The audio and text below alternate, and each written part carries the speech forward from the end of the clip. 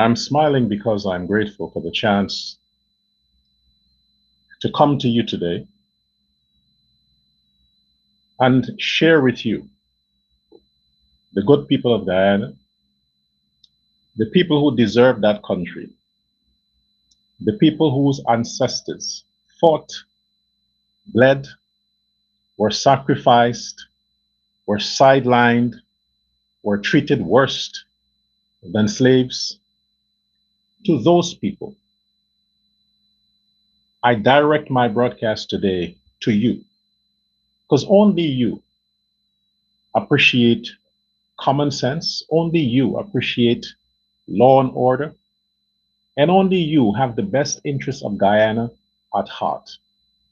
So I'm talking to you today.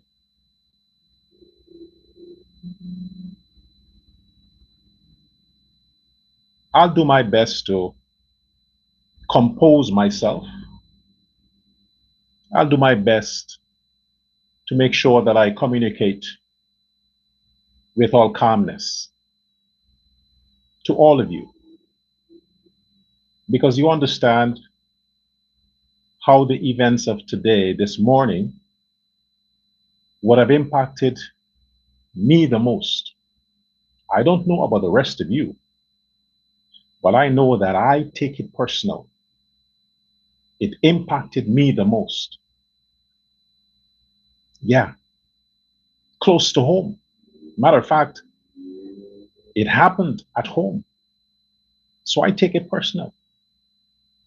It is personal for me. Whatever happens after this point, I need to advise the rest of you to whom this will affect. Whatever happens after now,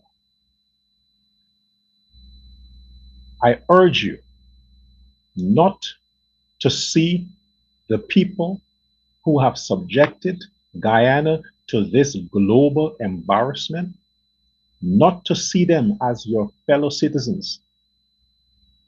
Don't treat them as your fellow citizens.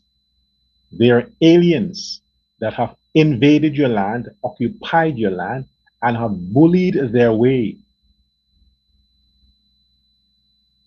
to that parliament. And now the prince of the worst of the worst of the scummerish group in Guyana occupies the sacred seat of opposition leader. So you don't dare see them as your brother and sister under one flag. They're aliens. Treat them like aliens. Welcome to Uncensored Guyana. I'm your host, Dr. Prasad. Let me start with this. Baldio, Albert Baldio, the man who came out and has sold his voice, sold, S-O-L-D, his voice in favor of this criminal Azridin Mohammed. You're still a criminal. Don't get it twisted. Not because I swear to whatever, it means that somehow reformed you from being an indicted criminal. No, you still. And I'll deal with that. But let's deal with these people, these so-called prominent people who come out with wolves in sheep's clothing with a muddy mask on their faces, just like the scrapes and the scraps.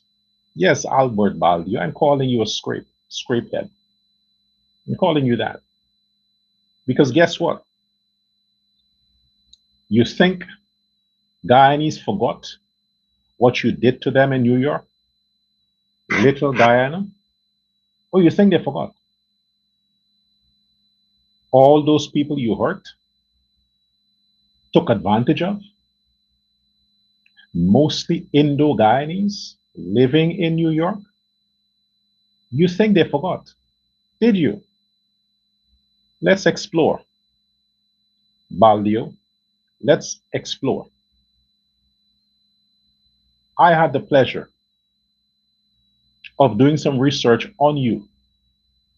The pleasure, because you come out as this prominent man of justice, man of the law, man of the cloth,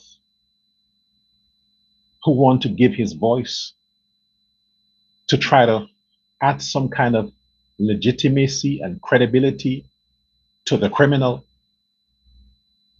By the way, birds of a feather flock together. So it is obvious, Albert Baldio, that somebody like you, of your character, would endorse Ajruddin Mohammed. Birds of a feather. Similar. The difference is he is waiting to get his time in jail. You had your time in jail. So let's explore. Albert, for those people who don't know you and they're sharing your stuff to say, listen to this prominent guy and his lawyer. Listen to what he has to say. He is smarter than Alan Nandalal. He should be Attorney General because he's a prominent guy and his lawyer. You were a lawyer. You know, I don't want to miss anything. So let's see. Federal conviction in New York. 2014. Really? You mean yesterday you were convicted? Albert Baldio? Really? Okay.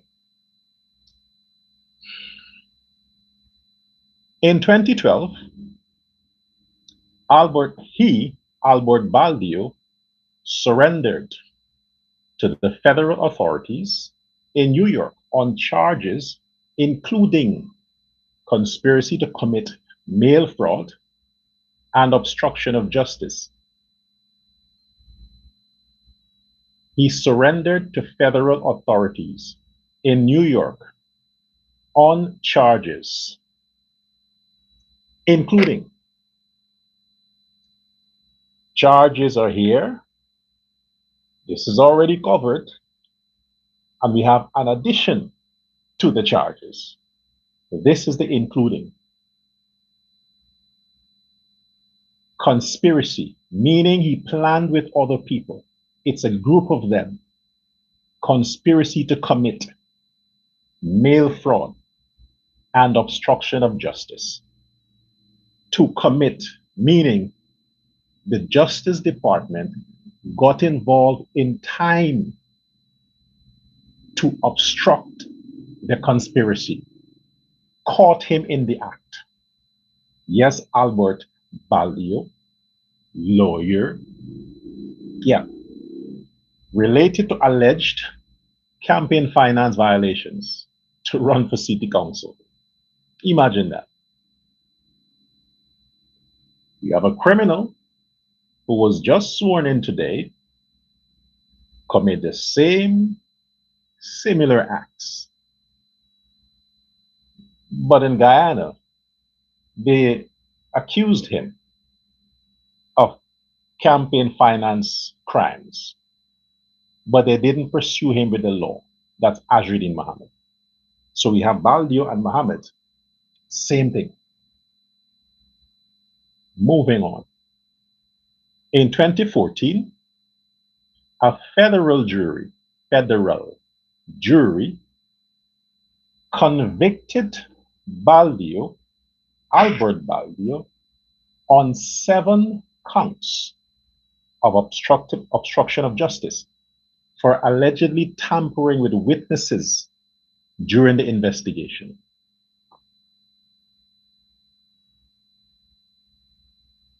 He was acquitted on several mail fraud charges. He was acquitted on the few technicalities. But if you go through the list with Baldio, We had the case where Doggy hit a woman because she wanted her money for coming out and supporting his candidate Azruddin Mohammed. Remember, Doggy said that he started a party, right? It was his idea. He gave the party its name. Remember that, right? Don't forget. What was the police pursuing Azruddin for? Obstruction of justice, intimidating the witness. The woman herself said, bribing her to accept money. How many other cases aren't like that? Isn't he also fingered in the whole police chief, crime chief situation with the alleged paper short stuff? Alleged. Let's look at the Baldio guy, the one that came out and mouthed up and wanted to talk, push insults and conspiracies. Now, after his conviction, his sentencing was set. His sentencing was set for 2015, early 2015. I want to go down. So all he did, he spent 18 months in prison, 2 years, Baldio, for all these crimes. And he's a lawyer, so he knew how to work around the system and all these kinds of stuff and make deals and all these kinds of stuff to get some charges dropped. Had it not been for whatever he had done, maybe he would have still been in prison for these charges. The part I want to get to, Baldio. Yes, the man who came out publicly, which is a breach, and he broke the law by doing that, and announced himself as an attorney at law on video. This is how he broke that. Albert Jairam Baldio has been formally disbarred and is no longer permitted to practice law in New York. Matter of fact, any state. Because if he applies for a law license in another state, all they have to do is to do a background check. Or any country for that matter, do a background check. It would be a conflict of interest. So if he's planning to go to Guyana, since he doesn't have a job in New York, he can't. Okay, let me read that. In March of 2020, the appellate division of the Supreme Court of the state of New York, imagine the New York Supreme Court, got involved with this guy, Baldio. Second Judicial Department issued an order in the matter of Baldio, finding that Baldio's federal felony conviction for obstruction of justice adversely reflected on his fitness to practice law. Therefore, the court, the Supreme Court of New York, ruled that disbarment was warranted, and his name was struck from the roll of attorneys and counselors at law effective immediately, which was 2020, 6 years ago. As a result of that, Albert Jairam Baldio cannot and must, one, desist and refrain from practicing law in any form, whether as a principal agent, employee, or otherwise. Two, not to appear as an attorney or a counselor before any court, any board, any commission, or public authority. 3, not to give legal opinions or advice related to the law.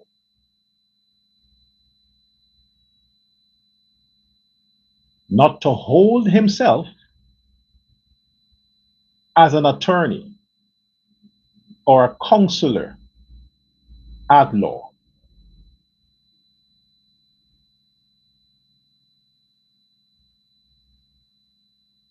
Wherever that video was filmed, wherever the video that Baldio made, speaking on behalf of the Mohammeds, giving legal advice and position within the video, if that video was made and recorded in the state of New York, he should be arrested.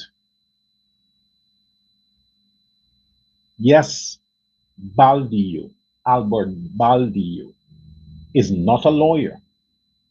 He's disbarred. He cannot speak in any capacity whatsoever on any issues or subjects related to the law, as he has done a few days ago, publicly in a video. If it was recorded in Guyana, they need to investigate that. Look into it. Where is his license? Does he have a license? On what authority? Do your background check. He doesn't have that qualifications anymore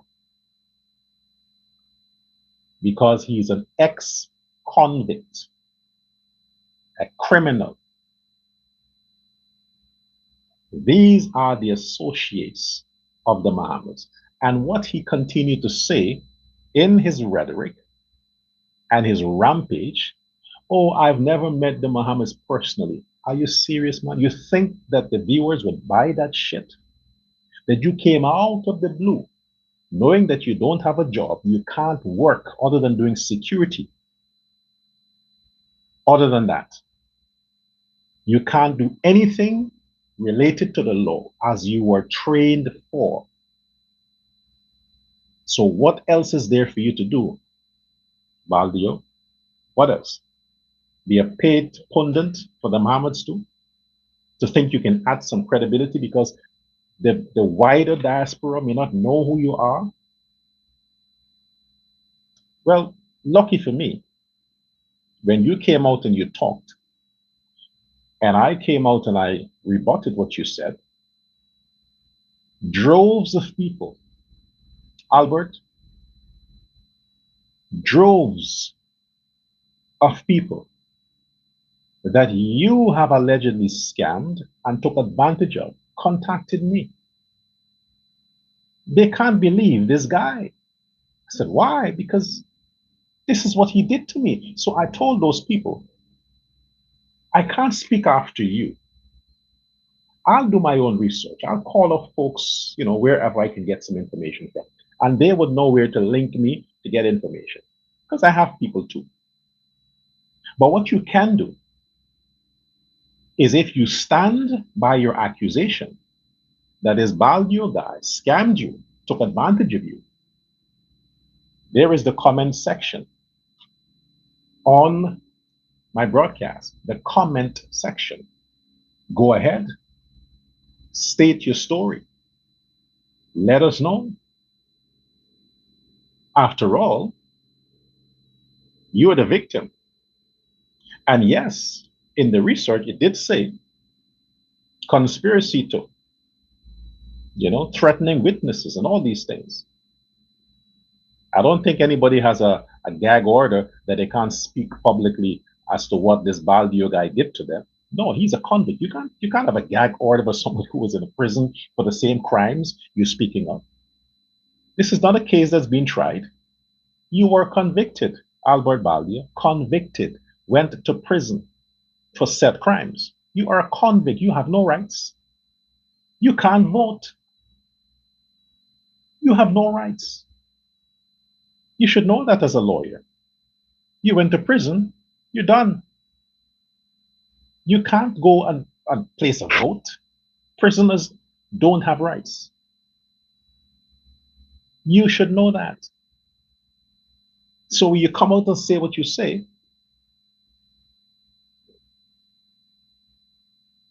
There are people who understand the nature of your crimes.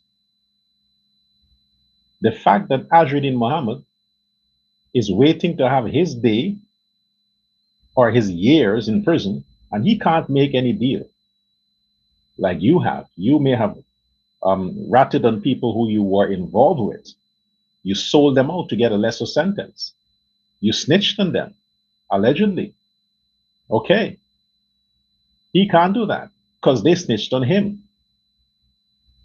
They snitched on Azruddin Muhammad. So who can he snitch on? His father? The people that they were involved with snitched on them. So there's nothing else to snitch on. So Baldio, if you have now returned to Guyana, since you can't really generate an income in New York because you are barred from any kind of businesses, and lucky for your brother, Philip, lucky for him, he had to come clean with the authorities, with his business with Ed Hammond and the land issues in Guyana. You know, everything is fraud, man. I mean, seriously. You look at these billionaires and you want to know how the heck they become rich until the Americans say, hey, look how they become rich. Ed Hammond and the Baldier brother, the doctor. Imagine he's a doctor. You're a lawyer. He's a doctor. What's wrong with you people, man? Don't you do research? I mean, not you, your brother. You're telling me he doesn't know how to use the internet? He doesn't have lawyers he can consult with? Or justice of the peace or people to do research for him to say, hey, you want to go into business with Ed Hammond? This man is barred from doing any real estate business in America. So if you're going to go into involved with him, you're putting your career, your license at risk because this man is face jail time. And he cannot associate himself with anything to do with real estate. You should have known that. What, because he is doing it in another country, Guyana, it means that the laws don't apply? That's why they're going to get Azruddin, right? Because he's a Guyanese and he thought he could do criminal activities from Guyana into other people's country and they wouldn't pursue him. No, America don't spare you, regardless of where you live. They will come and they will get you. But your brother, based on records, he was quick to distance himself. Well, I didn't know that Ed was so corrupt. He's my friend, but I didn't know this, I didn't know that. I'm going to pull my money out. Did he take it out? Do we know if your brother took his money out of the whole scandal with land this and land that? What's a family thing? I'm speaking on behalf of research. So if you have an issue with me, Albert Baldio, I can refer you to my sources. You can deal with them. Like the New York Supreme Court. I get information from their website. Okay? But you see, my audience need to understand that you ain't no credible individual. You ain't no saint. You come in pretending to be this lawyer. You're not a lawyer. As long as you're stripped and disbarred, you are no longer a lawyer. You don't have a license. You can't operate. Okay? If you go to another country and they don't know you, all they have to do is to do their background check. And when they do their background check, you're screwed. So let us see you go to Guyana, the country that you turned your back on. You were a magistrate, the youngest magistrate in the history of Guyana. You give that up. Why? Because you had an issue with Jagdeo as president? Because you were a PNC? And since Jagdeo took over, you couldn't deal with that. You had to run? Why did you leave? You had a good life. You wanted more. You went to America and you go break the people's law. You destroy the system. Look where you are now. After all this time, all the sacrifices, you can't enjoy the benefits of your law degree and your experience. So, Guyana has made that mistake, and Guyana has, unfortunately, done a grave injustice to the country, a very grave injustice. My friends,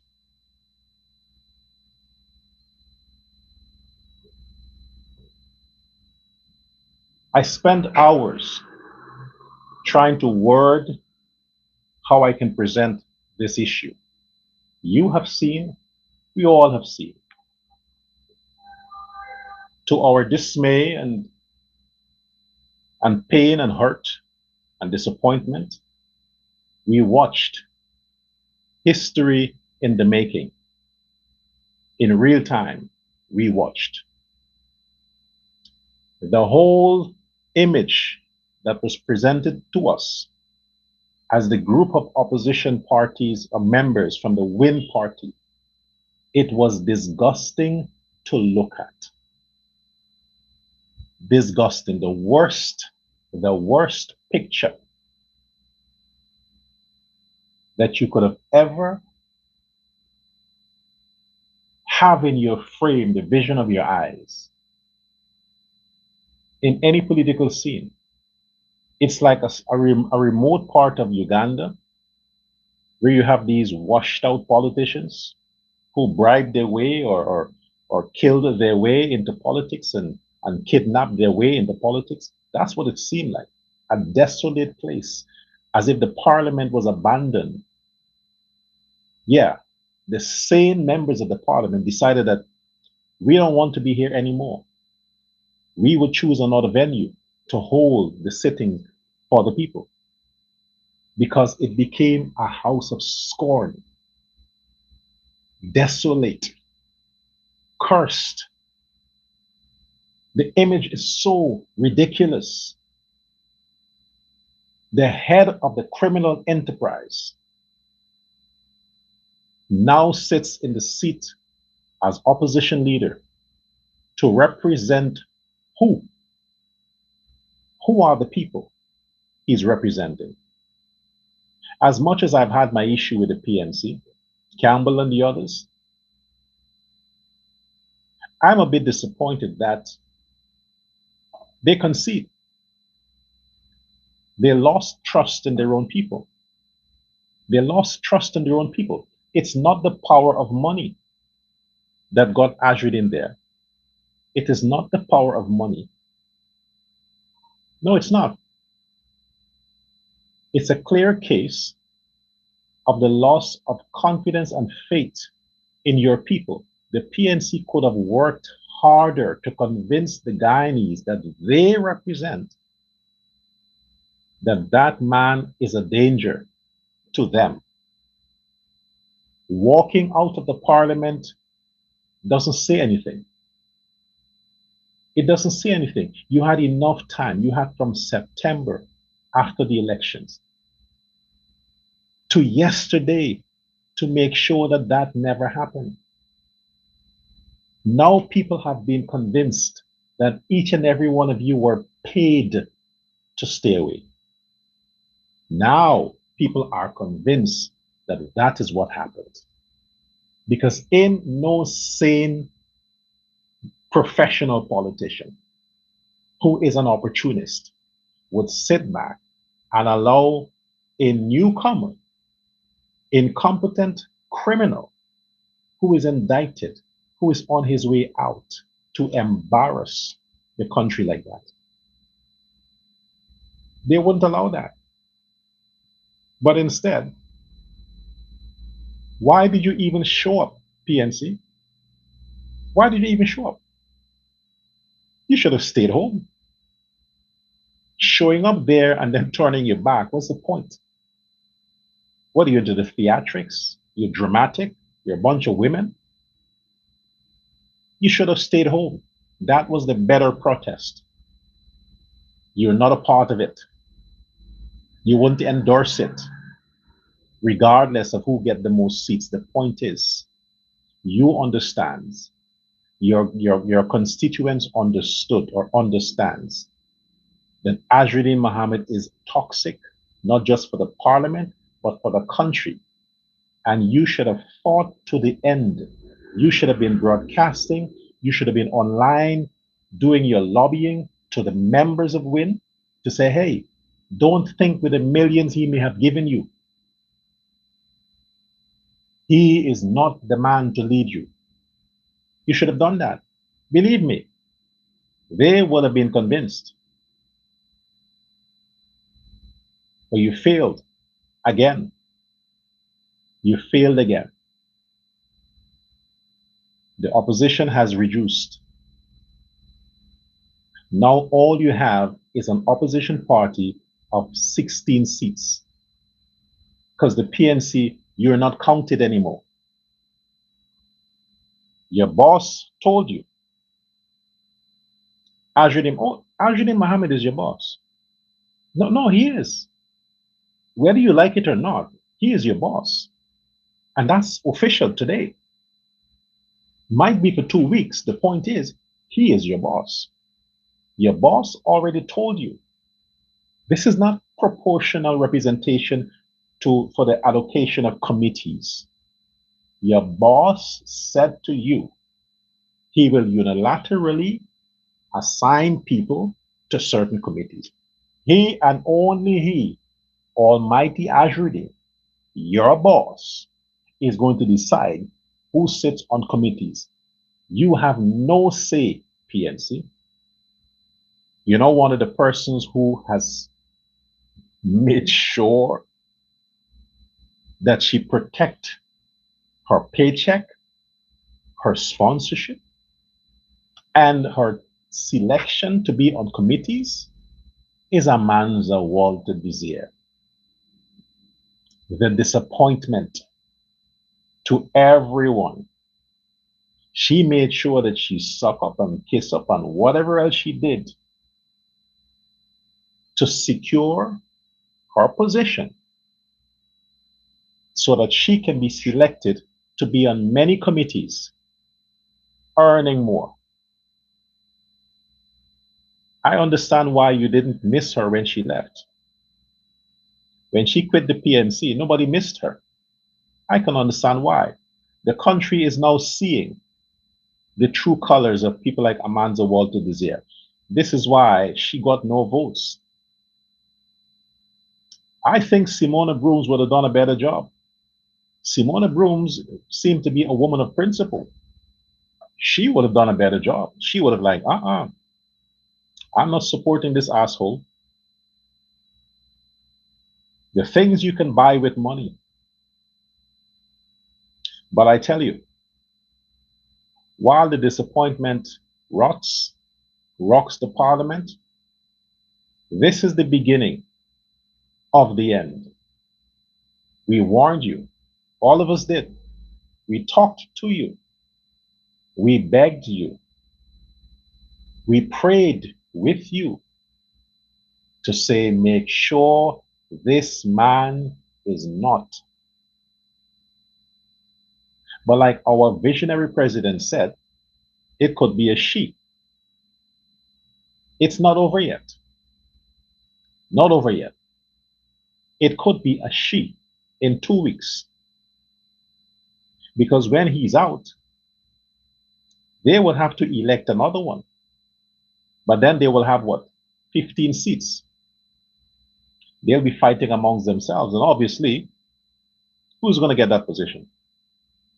The Rastafarian woman, Tabitha.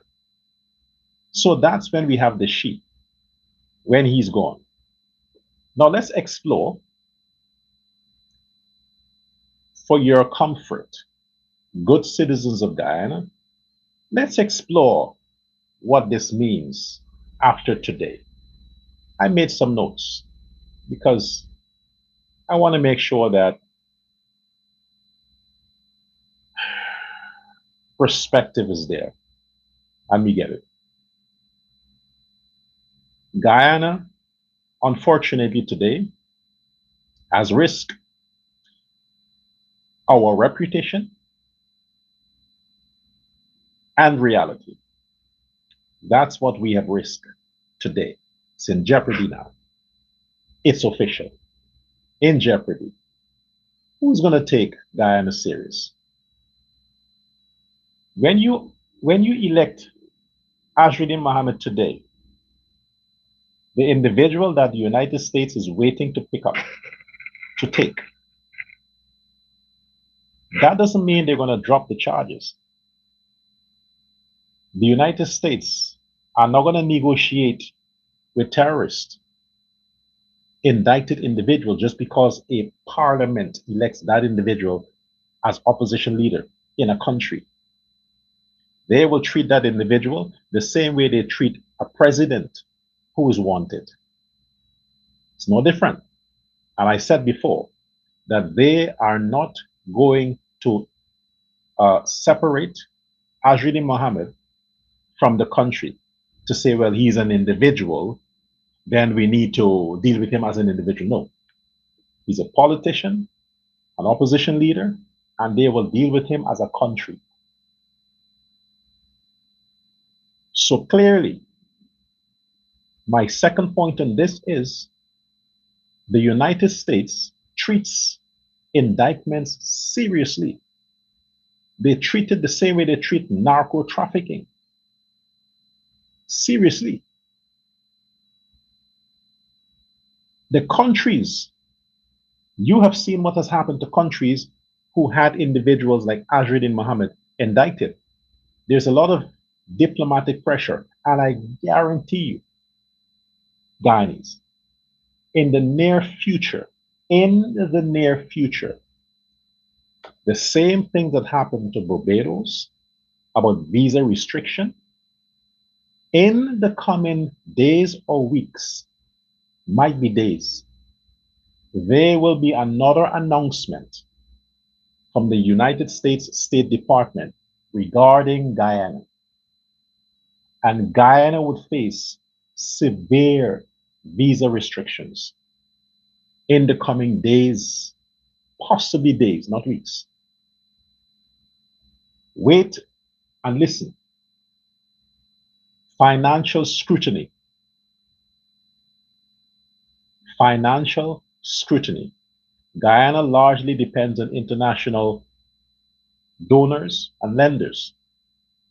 The fact that the country has allowed this to happen, it shows blatant disrespect for a sovereign country like the United States of America when it comes to their law enforcement.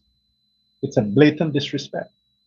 And if you're going to disrespect a country that has your back, a country that continues to support you, has your back, whose people, whose businesses invest in your country, you're going to treat their system like what you treated in terms of putting Ashridin Mohammed as opposition leader. They're not going to say, well, he was elected. No, they're going to say the government of Guyana is weak. They're going to blame the Irfan Ali government for not doing enough to make sure that that didn't happen. And if they're going to blame the Guyana government, whatever happens is going to affect Guyanese as a whole.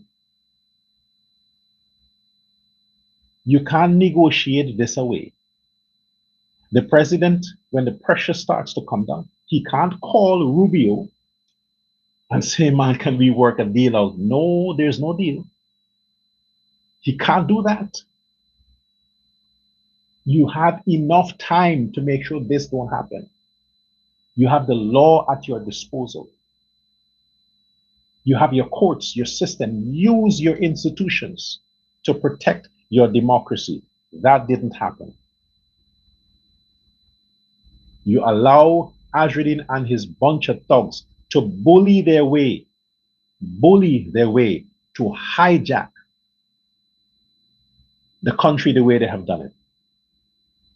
Force the Speaker of the House to convene this meeting that resulted today on officially declaring the beginning of the end for Guyana.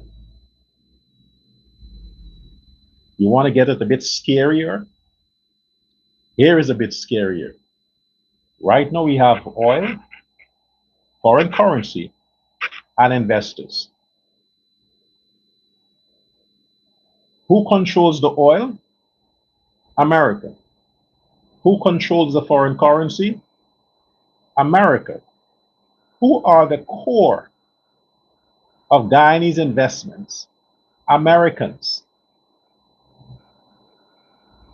And this, giving this man, Ajudin Mohammed, the seat of the opposition to control and to rule, it means that he rules over a large section of the Guyanese populace. That's what the opposition is. You have two parties, the ruling party and the opposition. He is the head of the opposition. He is like the president of the opposition, of the other side. Okay? That's what it is. So when America is dealing with Guyana from this point, it can't deal with Guyana as a divided state. It has to deal with Guyana as one country. And dealing with Guyana as one country, it would not deal with the opposition leader because that's the man they want to arrest. So he can't be in the room negotiating any deals with the United States or any foreign agency. He can't. And because, based on the Constitution of Guyana, certain programs and policies must include the leader of the opposition, no foreign entities, not the IMF, not the World Bank, not the State Department, no embassies from this point can do any business with Guyana because of Ajudin Mohammed. It's official. So all them pussyfooting they were doing, making pictures with the man and all kinds of stuff, let them do it now. Let them do it now. Let's have the British High Commissioner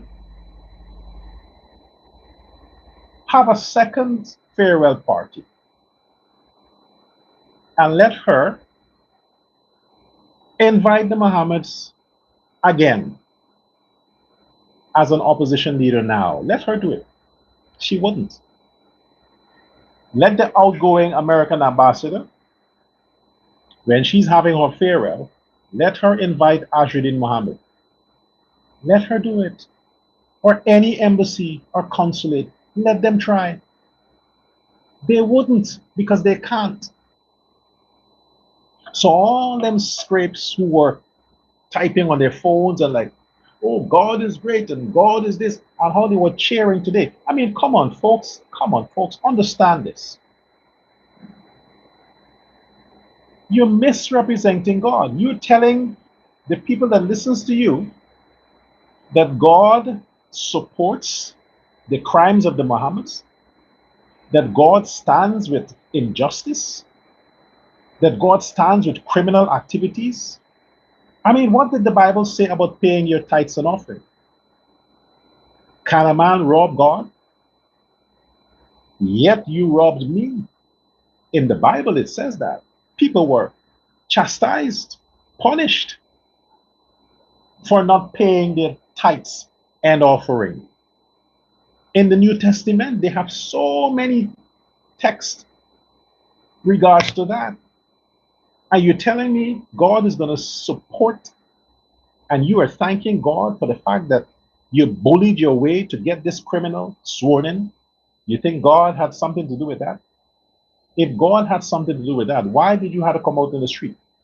Why did you have to go and protest at the speaker's house? Why make all the threats?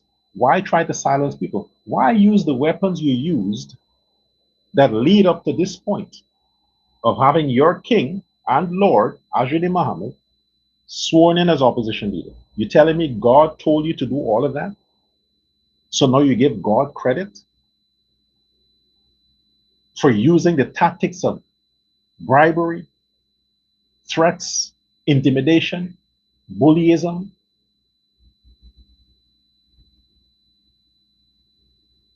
It's not the days when you can say things and quote that God says stuff and you fall down. It's not those days.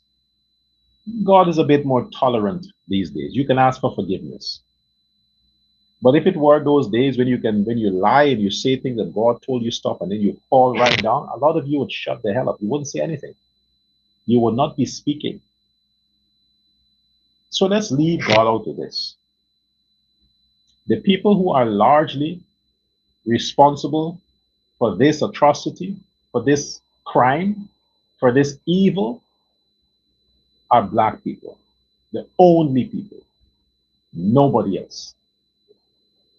So the God you need to thank are those niggas who put that man there. They're the ones you need to thank. And I hope that they're the only ones to feel the squeeze after today. I hope they're the only ones.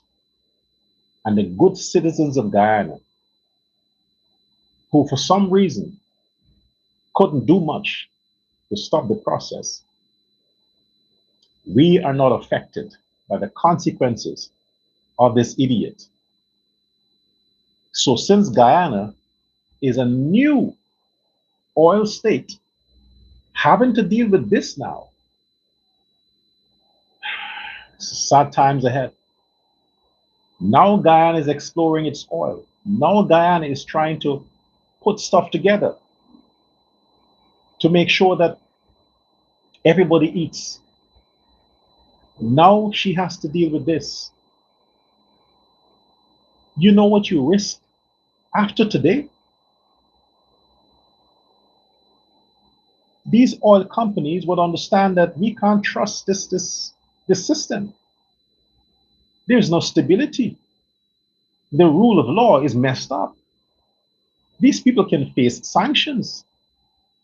These are the things that are in the horizon for Guyana, because that's what the international community is seeing. This is a messed up system. The first thing is they put these two individuals on bail for so low, 150,000 each. They put them on bail. This is the first thing, first red flag. Secondly, this man had the freedom to roam and do all the things he did with no consequences. Thirdly, they swear him in. They swear him in as opposition leader. They should have counted the cost, regardless of if Guyana has never experienced this before or not. That's of no consequence. The information is there for Guyana and the Guyanese political system to understand that you can't go down that road. It's there. You don't need to have experiences to know what can happen. You learn from other people. Now, how can you tell the young people don't smoke or don't do drugs? They'll tell you, well, they never did it. They want to try it. After all, you've never had a criminal as opposition leader, and you didn't want to look at other countries and see what happened to them. You want to try it. Now you tried it. You can't tell people not to do things when you have shown you're not willing to live by your own rules. Guyana can face sanctions now, extended from the Bahamas. And watch it happen. Watch it happen. Financial sanctions. Because now a lot of companies may be forced to put their businesses on hold because they can't engage the government due to the fact that they have to have a sign-off from the opposition. They can't do business with Ajudin Mohammed. He is now the opposition leader. Therefore, his office as opposition leader is under the sanction. Do we get it now? Are we clear on that? His office as opposition leader is now under the same sanction. There is no getting away from that. The whole country now will fall apart. This isn't speculation.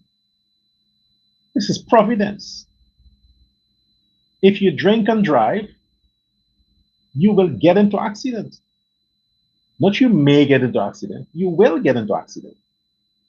So go drink and go drive. This ain't no, it could happen. It will happen. They told you, you elect this man, X, Y, and Z will happen. Now you elected him, X, Y, and Z must happen. If it doesn't happen, what do you think will be perceived as when it comes to America? Trump don't want to be seen like some loser or some weak president.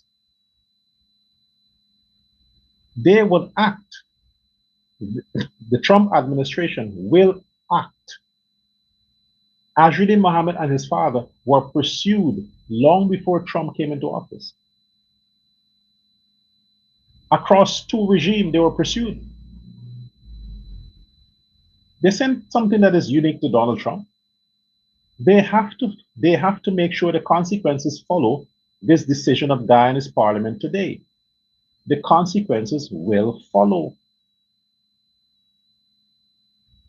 They are going to enact policies now that will affect Guyana negatively. They're not going to compromise. The United States are not going to compromise. And as long as the United States push their policies, Europe will follow. And when Europe follows, the Caribbean, remember they don't like Guyana. Remember, CARICOM has a problem with Guyana. So when the Americans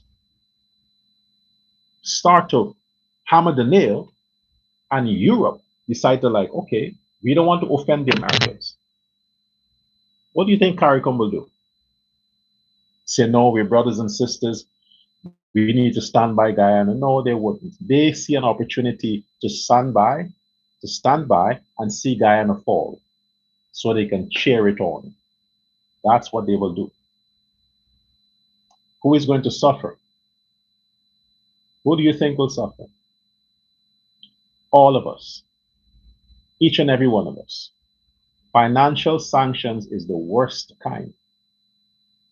Your currency devalues, your country loses its value, investors will pull out, the banks will increase their portfolio regarding the risk they take, simply because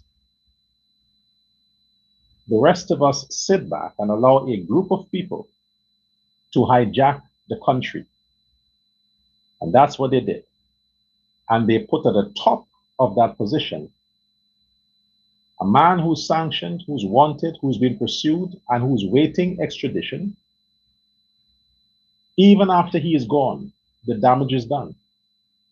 Even after Ajudin and his father is out of the country, the reputation of Guyana has already been damaged. Today, it's destroyed, it's damaged. The international community lost trust in Guyana because of what happened today. It may take years to repair. It may take changing the laws to make sure this never happened, and then publishing those laws, doing a PR work so that the international community can understand that Guyana stands with Europe and the first world. Guyana is not a cowboy banana republic anymore. It is a strict system that upholds the law and makes sure that citizens don't take advantage of weak or loopholes in the system. It will take some time to reclaim that trust. I feel for President Irfan Ali, he tried. He did his best, he tried. But when you're bullied by these Negroes, it's not easy. The PNC had an opportunity to reclaim their constituents. They blew it. That's the price of being a billionaire. You can buy anything, even the seat of the opposition, you can buy. And you say money is evil? Money is evil, and you can afford something that powerful? Oh no, I'm inspired. Really? If I become a billionaire, corrupt, hopefully not indicted, maybe I can buy the presidency too. Maybe I can bribe my way into being president. If the opposition seat of Guyana is so cheap that any billionaire can afford it, even if he's wanted, pursued, and about to be extradited, still can afford it. Because the people the opposition represents, they speak for their values. I said in my previous broadcast, if the tables were turned and this was an Afro-Guyanese man heading a party largely Indo-Guyanese, they would never have sat around and see a corrupt criminal indicted, wanted by the US, about to be extradited, to lead them. They would force him out. Say, no, brother, no, brother. We wouldn't have this because Indians have value. They have value. They will never subscribe to that. As a matter of fact, for you to be Afro-Guyanese and want to lead Indo-Guyanese, you got to be a genius. You have to be at the top of the moral chain in terms of quality, character, finesse, perfection. For you to lead Indians, you got to be like Gandhi. Like Gandhi. Even Nelson Mandela would stand a chance. But for you to be like an Azruddin or a Norton or a Campbell and say you want to lead Indo-Guyanese, ain't gonna happen. Ain't gonna happen. They rather settle for Ali or Jagdir. But we have a corrupt, the lowest of the lowest, just because he has some money that he earned by means to which he might be imprisoned for, and he can afford to buy some black people cheap. They sold them the seat of the opposition. He bought the seat and the constituents of that seat. What a shame. What a shame. And you Africans say, but you're black and proud. Look in the mirror. Look at what you're proud of. Look in the mirror. Now look at who is your boss and who leads you. A corrupt, confused, lowlife who has just been sworn in as opposition leader to, in the next 2 weeks, if he has the opportunity to oppose President Ali and his policies, to serve who? No one. On behalf of myself and my good followers and viewers, I say we have one government headed by President Irfan Ali. We have only 36 representatives in the parliament. The Guyana parliament now comprises of 36 members who stands for law and order, for justice, for peace, and for country. We do not recognize anybody else. We do not know who they represent. And we are asking the US and the international community not to penalize Guyana or the government or its people for the mistakes of a few scraps or scrapes. We beg you, Donald Trump, spare us. Take your boy, take your man. Let's hope that the case finishes on the 5th of February so he can go and the government of Guyana, through the Attorney General and the House can table legislations in the Parliament that this charade, this nonsense is never, ever, ever repeated. Pass laws to prevent it. You have the majority in the Parliament, all your legislations will pass. No questions asked. So when Ajudin is out, make sure whoever else might be nominated in his stead has no conviction. They're not wanted, they're clean. So get busy and get the legislation passed even before he's extradited. We, the rest of Guyana, ask our government to do that much for us so we don't have this embarrassment ever again. To Albert Baldio, go fuck yourself. You're not a lawyer. And you will never be in the PPP. Share this live. Like the video, like the live. I want to hear in your comments.